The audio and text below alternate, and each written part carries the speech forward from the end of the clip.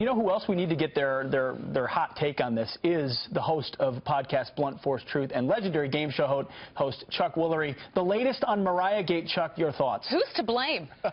You know, Mariah Carey is such an awesome artist. She's such a great singer. I love her as a singer. I'm so sad that this happened to her, and on top of that, I don't care. I like that.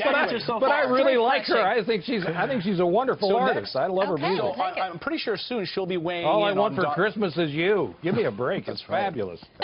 I'm sure next she'll be weighing in on the legitimacy of Donald Trump's presidency, as well as so many other Hollywood celebrities have done recently. They put together this PSA. Now, originally, the company that put out this PSA was a pro-Hillary group. Now they've switched their name. We're going to play the video here, and I want to get your take on it. Watch. We demand that you vigorously oppose him. We expect you to have our backs. To protect our civil liberties and to use your congressional powers To obstruct. Obstruct, defeat, anything. anything that violates our core values as diverse Americans. Signed, the majority. The majority. The majority. The majority. The majority. The majority Of the American people. The majority. Chuck, what do you make of that? Well, they still don't believe in the Electoral College because they don't understand it, that it was the fairest system possible. The other is a democratic system because they all think we're a democracy. We're a constitutional republic. But that's a whole... I mean, why would people want to take advice from a group of people who pretend to be other people for a living? I just don't get it. Well, Chuck, why do the people who pretend to be other people for a living think that other people care? Where does that delusion come from? Because it's delusional. I mean, these people live in... Look, you couldn't find a group of people outside of an insane asylum who just are more out of touch with reality. You couldn't than an actor.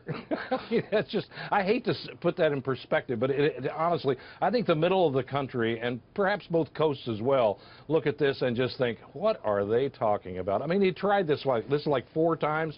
There's another subtle little aspect to this.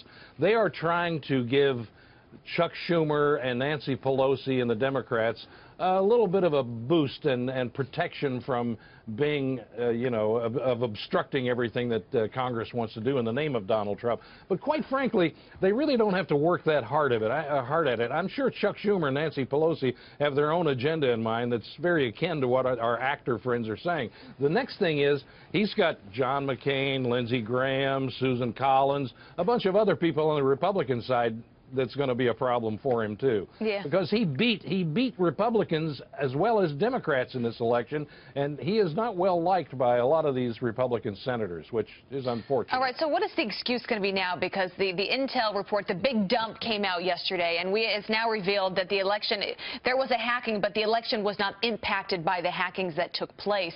Democrats have been using this sort of as an excuse to undermine the fact that he ultimately won the election, Mr. Trump. What will they use now, these celebrities as well, with these videos? What can they now say? Well, there's not much left because they've tried every little angle they possibly can. This whole thing with the Russian hacking was very interesting. I sent out a tweet yesterday and said the intel community said to Mr. Trump, "We've been hacked."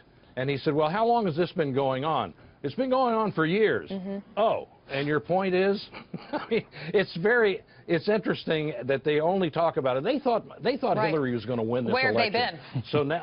So now it's about the Russians hacking, and that's how Trump.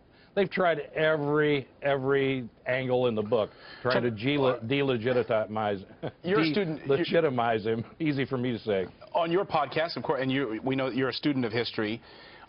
Do you think that America is entering a weak period with regards to some of these foreign? I mean, are we taking Russia seriously enough? Are we taking China seriously enough? And what do you think President-elect Trump has to do to put up that strong wall that we had in the 1980s under Reagan? Well, you know, the interesting thing about this is that he is not an IT guy that I'm aware of. So for him to take them seriously, I'm sure he takes them very seriously. It's just that he's deflecting from this whole idea that they were responsible for him winning the election. That's what this is all about. But as far as taking our cybersecurity seriously, I'm sure that Donald Trump takes it very seriously, but the people who are in NSA, CIA, FBI, people like that, they're the ones that have to really take it seriously because they're the ones on the front line.